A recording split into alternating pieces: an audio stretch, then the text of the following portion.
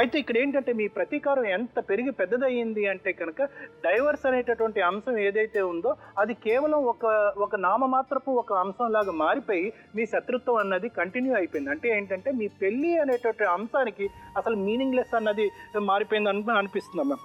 అయితే ఏంటంటే నేను ఇందాకటి నుంచి మొగలయ్య గారితో మాట్లాడుతున్నప్పుడు ఒకటే అడిగాను మేడం, అంటే కొడుకుకి అతనికి మధ్యన ఉండేటటువంటి రిలేషన్షిప్ గురించి అడిగాను.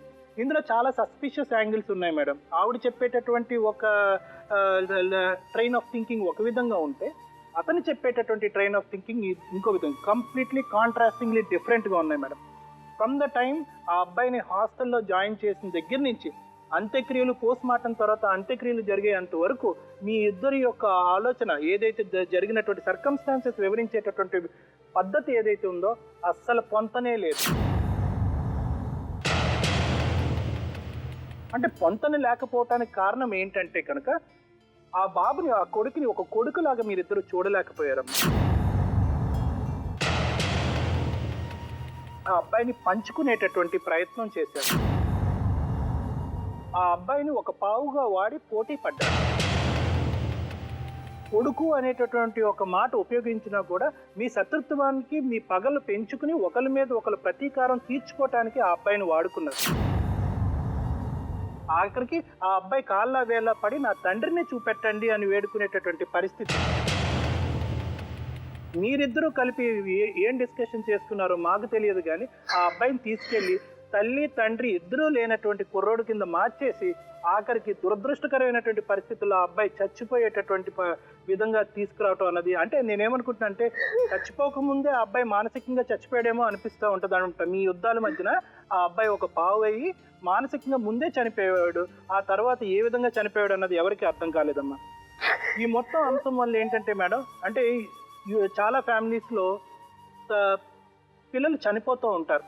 పిల్లలు చనిపోయిన తర్వాత తల్లిదండ్రుల్లో ఒక అవగాహన అన్నది వస్తుంది. అరే ఈ పిచ్చి పిచ్చి పనులు చేయటం వల్ల మనం అక్కర్లేనటువంటి ప్రతీకారాలు తీర్చుకునేటటువంటి ప్రయత్నంలో మన కొడుకుని కూతుర్ని పోగొట్టుకున్నామే, ఇప్పటికైనా మనం మారాలి అనేటటువంటి ఉద్దేశం చాలా మందిలో ఉంటుంది మేడం. ఇక్కడ అలా కాదు. ఆ నెగిటివిటీ అన్నది వీళ్ళిద్దరి మధ్యన ఇంకా ఇంబ్యాలెన్స్ అన్నది ఇంకా పెంచింది. ఆ పిల్లోడి గురించి అసలు అతని ఎక్స్ప్రెషన్ అతని రియాక్షన్ భరించలేకపోతుంది. అసలు ఆ మనిషి చూడండి చలనం లేకుండా ఉన్నాడు, అసలు ఎవరో కన్నట్టు. అంటే అతని మనసులో ఇందాక నుంచి మాట్లాడుతున్నప్పుడు నా కొడుకు చనిపోయాడు, అనుమానాస్పద పరిస్థితిలో చనిపోయాడు, దానికి కంపెన్సేషన్ గురించి బలవంతంగా నా చేత సంతకం పెట్టారు అనేటటువంటి సర్కమ్స్టాన్షియల్ ఇష్యూస్ గురించి మాట్లాడుతున్నాడు. కానీ నా కొడుకు ఎందుకు చనిపోయాడు అనేటటువంటి బాధ పూర్తి స్థాయిలో మీ కళ్ళల్లో కనిపించలేదు. దాని కారణాలు ఏంటి అన్నది పూర్తి స్థాయి కదా ఏ స్థాయిలోనే కనిపించలేదు. ఇదేంటంటే వీళ్ళ బంధానికి వీళ్ళ మధ్యన ఉండేటటువంటి అండర్స్టాండింగ్ కి ఏ విధమైనటువంటి డెఫినేషన్ ఇస్తారు అన్నది నాకు టోటల్ కన్ఫ్యూజన్ గా ఉంది మేడం. ఎందుకంటే ఏదైతే శత్రువులు రోజు రోజుకి మీ ఇద్దరి మధ్యన డిస్టెన్స్ పెరుగుతుంది అని అనుకుంటున్నామో అదే పరిస్థితిలో మళ్ళీ మీరిద్దరు సంసారం చేసి ఇంకో కొడుకుని కన్నారు. అంటే ఏంటంటే ఆ అబ్బాయికి నరకం అనుభవించాడు, ఆ అబ్బాయి చనిపోయాడు, దురదృష్టకరమైనటువంటి పరిస్థితి. అంటే కనుక మళ్ళీ సినిమా పార్ట్ 1 పార్ట్ 2 లాగా మళ్ళీ అదే సీన్ మళ్ళీ రిపీట్ చేస్తున్నారు. అంటే మీ ఇద్దరు గొడవల గురించి ఇంకా ఎన్ని ప్రాణాలు త్యాగాన్ని చేయాలి అని అనుకుంటున్నారు. సో మీకు అతని సహవాసం వద్దు, ఇంకా అతనితో నేను ఉండను, నేను సపరేట్ అయిపోతాను అంటున్నారు, అంతేనా? ఒక నెల మంచిగా ఉంటున్నా మేడం, తింటున్నా, కొంచెం తింటున్నా, హాయిగా పండుకుంటున్నా, చేస్తున్నా పని నేను చేస్తున్నా. ఇప్పుడు అతనేమంటున్నాడు? ఆయన నాకు తెలియదు, ఆయన మనసులో ఏముందో నాకు తెలియదు. ఆయన మనసులో ఏముందో మీకు తెలియదు. సో మీరు అతని దగ్గర నుంచి విడిపోవాలి అని వచ్చారు ఇక్కడికి, అంతేనా? మీ ఆయన పేరేంటి? వినోద్. సరే అతను పిలిచి మాట్లాడదు, అతను ఏం చెప్తాడు?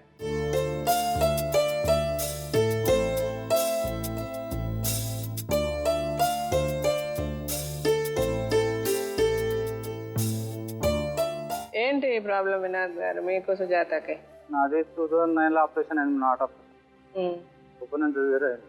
మీకు ఓపెన్ హార్ట్ సర్జరీ అయింది. అప్పుడు వచ్చి విడాకులు కావాలంటే నాకు తెలియదు అని చెప్పాను. మీకు సర్జరీ అయినప్పుడు ఆవిడ విడాకులు అడిగిందా? తెలియదు. మీకు పెళ్ళి ఎన్ని సంవత్సరాలు అయింది వినోద్? 16 years. 16 years మీరు బాగానే ఉన్నారా? ఇద్దరి మధ్య గొడవలు ఏమి లేవా? గొడవలు అయ్యేంటి బాగానే ఉంటే మొదలు బాగానే ఉన్నాము. ఏం గొడవలు అయ్యేవి? ఇట్లానే చిన్న గొడవలు ఏంటి అంటే ఆవిడ కంప్లైంట్ మేజర్గా ఏంటంటే మీరు బాగా తాగుతారు, మీకు కోపం ఎక్కువ, ఆవిడ బాగా కొడతారు, మీకు నచ్చినప్పుడు పని చేస్తారు, నచ్చినప్పుడు పని చేయరు. 2009 నుంచి మేడం ఎందుకు కొడతానంటే నాకు జర ఎందుకు డ్యూటీకి వెళ్ళానంటే జర నాకు ఆటలో ఇప్పుడన్నా ప్రాబ్లం నేను చెప్పలేను కదా మేడం, మొడలు బాధపడతారని చెప్పలేను. చెస్ట్ పెయిన్ నా చెస్ట్ పెయిన్ అనేది 1 వీక్ వరకు ఉంచానంట. అట్లా మీకు హెల్త్ బాగోనప్పుడు ఇంట్లో ఉండిపోతారు, మిగిలినప్పుడు వెళ్తారు పనికి.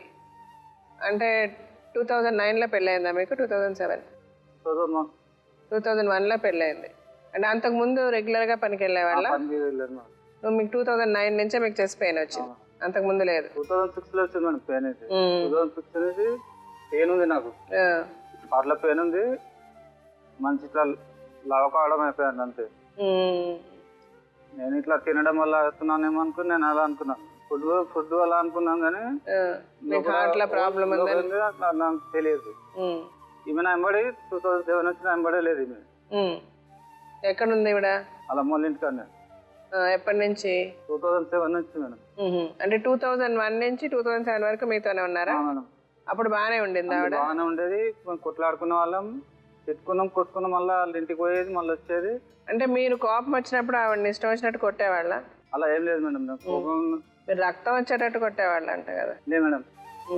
నువ్వు రక్తం వచ్చాడు కొట్టాలి, అబద్ధాలు ఆడకు, అన్ని నిజం చెప్పు.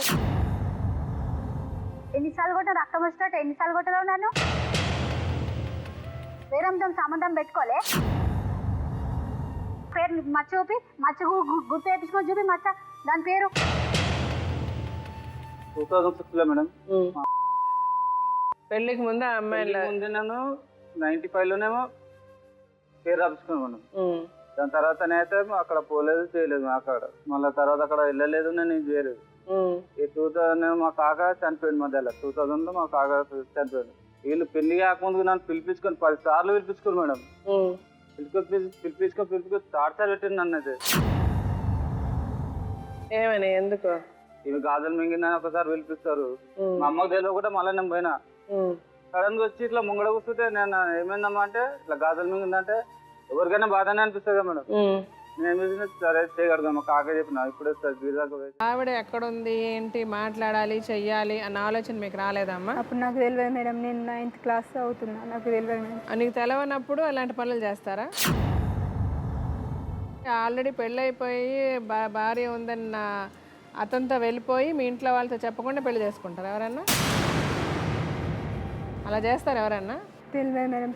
ఏంటి తెలియదు మేడం? 16 ఏళ్ళకి ఆడపిల్లకి ఏంటో తెలియదా? ఎవరో చెప్తున్నావు నువ్వు కథలు?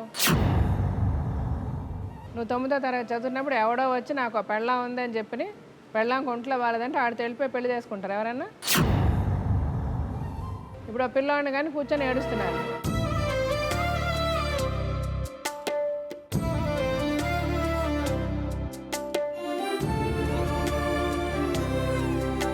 నాకు 3 పిల్లలు ఉన్నారు, వద్దు అని మస్తు కొట్టిండు మేడం.